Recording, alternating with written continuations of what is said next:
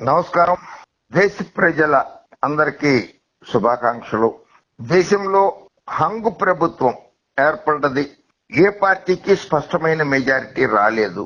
చెల్లా చెదురు సంఘటనలు మినహా ప్రశాంత వాతావరణంలో ప్రపంచంలోనే అతి పెద్ద ప్రజాస్వామ్య ఎన్నికలు జరిగాయి. దాదాపు 90,70,00,000 మంది ఓటర్లు ఉన్నటువంటి ఈ దేశంలో ఎన్నికలు జరిగాయి. సో అతిపెద్ద పార్టీగా అవతరించినటువంటి భారతీయ జనతా పార్టీ ప్రస్తుత ప్రధాని నరేంద్ర మోడీ గారికి, హోంమంత్రి అమిత్ షా గారికి, అలాగే ఆ పార్టీ జాతీయ అధ్యక్షుడు జేపీ నడ్డా గారికి శుభాకాంక్షలు. అతిపెద్ద పార్టీగా అవతరించినందుకు. 2 ఆంధ్రప్రదేశ్ శాసనసభకి ఎన్నికలు జరిగినాయి. ఆంధ్రప్రదేశ్ శాసనసభ ఎన్నికల్లో ప్రజా తీర్పును శిరసావహిస్తూ అఖండ మెజార్టీతో విజయం సాధించినటువంటి కూటమికి, అందులో ముఖ్యంగా చంద్రబాబు నాయుడు గారికి, వారి పుత్రరత్నం లోకేష్ బాబు గారికి, జనసేన పార్టీ అధ్యక్షుడు పవన్ కళ్యాణ్ గారికి, భారతీయ జనతా పార్టీ రాష్ట్ర అధ్యక్షురాలు పురంధరేశ్వర్ గారికి అభినందనలు. ఆంధ్రప్రదేశ్ రాష్ట్ర అభివృద్ధి కోసం పాటుపడతారని ఆంధ్రప్రదేశ్ ప్రజలు ఆశిస్తున్నారు. అలాగే ప్రపంచంలో ఉన్న తెలుగు ప్రజలందరూ కూడా ఆశిస్తున్నారు. రాజ్యాంగం ప్రకారము, కాన్స్టిట్యూషన్ ఆఫ్ ఇండియా ప్రకారంగా సింగిల్ లార్జెస్ట్ పార్టీ, ఏ పార్టీకి అయితే అత్యధిక సీట్లు వచ్చినాయో ఆ పార్టీని రాష్ట్రపతి గారు ప్రధానమంత్రి పదవికి పిలుస్తారు. ఇది సర్వసాధారణమైనటువంటి విషయము. కనుక ఈసారి 241 సీట్లు సాధించిన భారతీయ జనతా పార్టీ చిహ్నంతో గెలిచినటువంటి లోక్సభ సభ్యులందరూ ఎవరినైతే నాయకుడిగా ఎన్నుకుంటారో, నరేంద్ర మోడీ గారిని ఎన్నుకుంటే నరేంద్ర మోడీ గారినే ప్రధానమంత్రిగా పిలుస్తారు రాష్ట్రపతి గారు. కాంగ్రెస్ కార్యనిర్వాహక అధ్యక్షుడు రాహుల్ గాంధీ గారిని పిలిచే అవకాశమే లేదు. ఎందుకంటే ఆయనకి 99 సీట్లే వచ్చినాయి. కాంగ్రెస్ అవకాశమే లేదు. బట్ ఆ ఇండియా కూటమి కూడా దగ్గరలోనే ఉన్నది, పెద్ద దూరంలో ఏమీ లేదు. బిగ్ బ్రేకింగ్ న్యూస్ ఏంటంటే నరేంద్ర మోడీ గారి ప్రమాణ స్వీకారం వాయిదా పడబోతోందా? కారణం, నరేంద్ర మోడీ గారు భారతీయ జనతా పార్టీ సింగిల్ గా పోటీ చేయలే. దేశం మొత్తంలో దాదాపు 28 పార్టీలు పొత్తుతో పోటీ చేసింది భారతీయ జనతా పార్టీ. చంద్రబాబు నాయుడు గారు 3 పార్టీలు పొత్తుతోనే పోటీ చేసి ఉండొచ్చు, జనసేన, బీజేపీ, తెలుగుదేశం కలిసి. భారతీయ జనతా పార్టీ ఈ దేశంలో దాదాపు 28 పార్టీలు పొత్తుతో పోటీ చేసింది. సో 28 పార్టీల అభిప్రాయాలను కూడా సేకరించాలి కదా. సో విశ్వసనీయ సమాచారం మేరకు తిప్పరాజు రమేష్ బాబు అనే నాకున్నటువంటి ఢిల్లీలో ఉన్నటువంటి కొంతమంది పాత్రికేయుల సమాచారం మేరకు, జర్నలిస్టుల వివరాల మేరకు నరేంద్ర మోడీ గారి ప్రమాణ స్వీకారం వాయిదా పడబోతోందా? కారణం, 2004 సంవత్సరంలో యునైటెడ్ ప్రోగ్రెసివ్ అలయన్స్ కాంగ్రెస్ వారు పెట్టారు. అది సోనియా గాంధీ నేతృత్వంలో. అప్పుడు యూపీఏ అని పోటీ చేశారు వాళ్ళు ఎన్నికల్లో. వాళ్ళు ఒక ప్రోగ్రాం పెట్టారు, కామన్ మినిమం ప్రోగ్రాం అనేది. ఆ కూటమిలో ఉన్న పార్టీలందరూ కూడా ఈ కామన్ మినిమం ప్రోగ్రామ్ ని అనుసరించి అన్ని పార్టీలటువంటి అభిప్రాయాలను తీసుకుని కేంద్ర ప్రభుత్వాన్ని నడపాలి అని. అలాగే ఇప్పుడు కూడా ఎన్డీఏ ప్రభుత్వంలో 2024 సంవత్సరంలో, అంటే దాదాపు 20 సంవత్సరాల తర్వాత నాకొచ్చిన విశ్వసనీయ సమాచారం మేరకు తెలుగుదేశం పార్టీ జాతీయ అధ్యక్షుడు నారా చంద్రబాబు నాయుడు గారు, అలాగే జనతాదళ్ యునైటెడ్ అధ్యక్షుడు బీహార్ ముఖ్యమంత్రి నితీష్ కుమార్ గారు భారతీయ జనతా పార్టీకి కొన్ని ప్రతిపాదనలు చేసినట్లుగా తెలుస్తోంది. ఆ ప్రతిపాదనల ప్రకారం ఎలాగైతే 2004 సంవత్సరంలో కాంగ్రెస్ నేతృత్వంలోని యూపీఏ కామన్ మినిమం ప్రోగ్రాం పెట్టిందో, ఆ పేరు పెట్టకుండా కామన్ మినిమం ఎజెండా సిఎంఏ అనేది ఒకటి పెట్టి ఆ రకంగా ప్రభుత్వం ఏర్పాటు చేస్తారా చెయ్యరా? అన్న ప్రశ్న ఉత్పన్నమైందట అక్కడ. అందులో ఆ కామన్ మినిమం ప్రోగ్రామ్ లో భాగంగా ఆ పార్టీలు కొన్ని భారతీయ జనతా పార్టీకి ప్రశ్నలు సంధించింది ఏంటంటే, భారతదేశంలో ముస్లిం రిజర్వేషన్లు అమలు చేస్తారా, చెయ్యరా, తీసేస్తారా? దీనికి స్పష్టమైన సమాధానం చెప్పాలి. రామ్ మందిర్, కృష్ణ మందిర్ మందిరాల్ని, దేవాలయాల్ని నిర్మిస్తామనే దాన్ని వదిలేస్తారా లేదా అనేది రెండోది.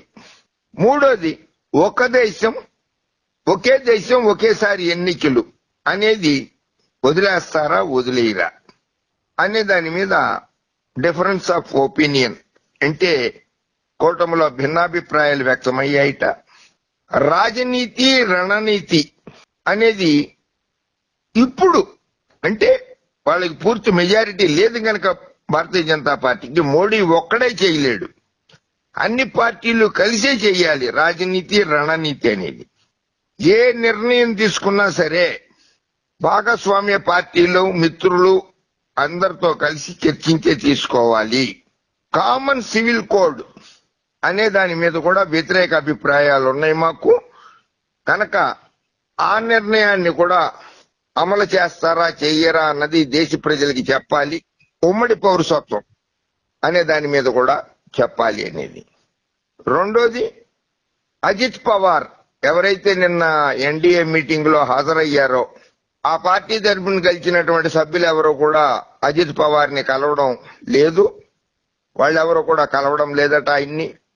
ఏక్నాథ్ షిండే గారు ఇప్పుడు ఎవరైతే మహారాష్ట్ర ముఖ్యమంత్రిగా ఉన్నారో అంతకుముందు ఉద్ధవ్ ఠాక్రే శివసేనలో నుంచి బయటకు వచ్చేసి ఏక్నాథ్ షిండేని ముఖ్యమంత్రిని చేశారో వాళ్ళందరూ కూడా మళ్లీ ఉద్ధవ్ ఠాక్రే గారితో సంప్రదింపులు జరుపుతున్నారట. అంటే మహారాష్ట్ర ప్రభుత్వం కూడా పడిపోయే పరిస్థితి వస్తోంది కనుక 56 ఇంచుల ప్రధానమంత్రి నేను, నన్ను ఢీకొట్టే వాళ్ళు లేరు అనేటువంటిది కాకుండా ఆయనకున్నటువంటి అన్ని అంచనాలు తప్పైపోయినాయి. ఇప్పుడు నరేంద్ర మోడీ గారని ఆయన అధికారాన్ని హస్తగతం చేసుకోవడానికి 2 చేతులు వెయ్యాలి అని అంటే ఒక చెయ్యి చంద్రబాబు నాయుడు గారు, రెండో చెయ్యి నితీష్ కుమార్ అయ్యారు కనుక వీళ్ళిద్దరి మీద ఆధారపడాల్సిన తప్పని పరిస్థితి వచ్చింది. వీళ్ళిద్దరే కాకుండా మిగిలిన పార్టీల మీద కూడా ఆధారపడాల్సిందే. అలాగే అందులో మీటింగ్ లో పాల్గొన్నటువంటి కొంతమంది విశ్వగురు అని ప్రచారం చేశారు. ఆయన విశ్వగురువు కాదు, దేశ గురువు కాదు, అడ్డోని అంబోనీలకి గురువు ఆయన అని చెప్పారు. దాని మీద సంఘలో కూడా, సంఘ పరివారంలో కూడా తీవ్రమైన చర్చ జరుగుతోందట. మరి ఈ విషయాలన్నీ కూడా నరేంద్ర మోడీ గారు అంగీకరిస్తారా లేదా అన్నది, ఇది ఈ మిత్ర బృందంలో ఉన్నటువంటి మిగిలిన పార్టీలు వాళ్ళందరూ కూడా ఆమోదిస్తారా లేదా అన్నది కూడా ఒక సందిగ్ధతలో ఉన్నది.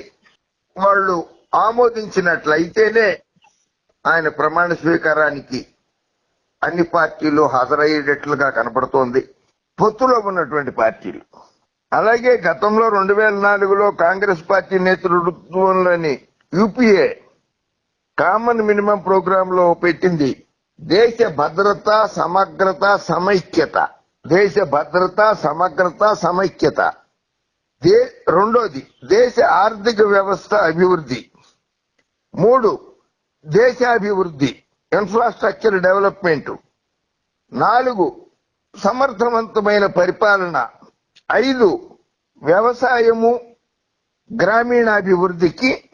6 కులమతాలకు అతీతంగా పరిపాలన చెయ్యాలి అనేటువంటి మినిమం కామన్ ప్రోగ్రామ్ లో యూపీఏ చేసింది. వాళ్ళ ఎజెండా అది ఆ రోజునాడు.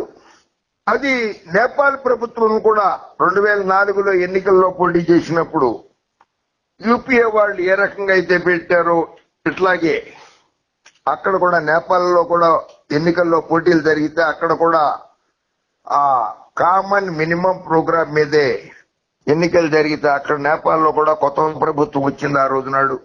దేశంలో కాంగ్రెస్ పార్టీ నేతృత్వంలో యూపీఏ ప్రభుత్వం ఏర్పడింది కనుక ఇప్పుడు వీళ్ళు కామన్ మినిమం ఎజెండా అనేటువంటి దాని మీద పట్టుబడుతున్నట్లుగా తెలుస్తోంది. అది గనక జరిగితే నరేంద్ర మోడీ గారి ప్రభుత్వం సజావుగానే సాగే అవకాశాలు ఉన్నా కూడా ఎందుకంటే ఆల్రెడీ 18 మంది ఇతర పార్టీలు స్వతంత్రులు గెలిచిన వాళ్ళలో 9 మంది ఆల్రెడీ భారతీయ జనతా పార్టీకి మద్దతు తెలిపారు, నరేంద్ర మోడీ గారికి మద్దతు తెలిపారు. 241 ప్లస్ 9 250 అయిపోయారు. ఆ మిగిలిన 9 మంది కూడా ఇవాళ రేపు వచ్చేస్తారు. 259 అయిపోతాయి. అంటే ఇంకా 15 మంది కావాల్సి వస్తారు వాళ్ళకి. ఆ 15 మంది ఏ కూటమిలో నుంచి చీల్చుకోవాలా అనేది ఆలోచన కూడా జరుగుతోంది. అది శివసేనలో నుంచి చీల్చుకోవాలా, శరద్ పవార్ వర్గంలో నుంచి చీల్చుకోవాలా, అఖిలేష్ యాదవ్ వర్గంలో నుంచి చీల్చుకోవాలా, ఎవరి వర్గంలో నుంచి చీల్చుకోవాలా అనేది కూడా ఒక ఆలోచనలో ఉన్నారు. అదే కనుక సక్సెస్ అయితే మరో 2-3 నెలల్లో భారతీయ జనతా పార్టీ సొంతంగా ప్రభుత్వాన్ని స్థాపించింది మూడోసారి అనేటువంటి ఒక చరిత్రను సృష్టించుకుంటానికి మోడీ గారు మూడోసారి కూడా భారతీయ జనతా పార్టీ ప్రభుత్వాన్ని ఏర్పాటు చేశారనేటువంటి ప్రతిష్ట ఒకటి తెచ్చుకుంటానికి కృషి జరుగుతోంది. అభినందనీయమే. అయితే ఆంధ్రప్రదేశ్ రాష్ట్రానికి ప్రత్యేక హోదా ఇస్తారా ఇవ్వరా అన్నది ముఖ్యాంశంగా ఉండాలి. విశాఖ ఉక్కు కర్మాగారాన్ని ప్రైవేట్ పరం చేయకూడదనేది రెండో అంశంగా ఉండాలి.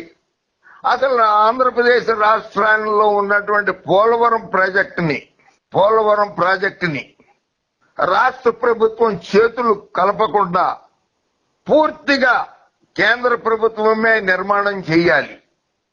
ఎందుకంటే గతంలో నరేంద్ర మోడీ గారు అన్నారు చంద్రబాబు నాయుడు గారికి ఏటీఎం లాగా ఉపయోగపడింది అది. అలా కాకుండా రాష్ట్ర ప్రభుత్వంతో సంబంధమే లేకుండా కేంద్ర ప్రభుత్వమే పూర్తిగా దాన్ని నిర్మాణం చేసి ఆంధ్రప్రదేశ్ ప్రజలకి దేశ ప్రజలకి అంకితం చేసేలాగా ఆంధ్రప్రదేశ్ ప్రభుత్వానికి ప్రత్యేక ప్యాకేజీ అవన్నీ కాదు, ప్రత్యేక హోదానే కావాలి. అది ఇవ్వలేరు. ఇవ్వకపోతే బుందేల్ఖండ్ తరహా ప్రాజెక్ట్ బుందేల్ఖండ్ ఎట్లాగైతే అనుమతులు ఇస్తున్నారో అలాగో మళ్ళీ పారిశ్రామికవేత్తలకి దయ్యూదామన్లో ఇచ్చినట్లుగా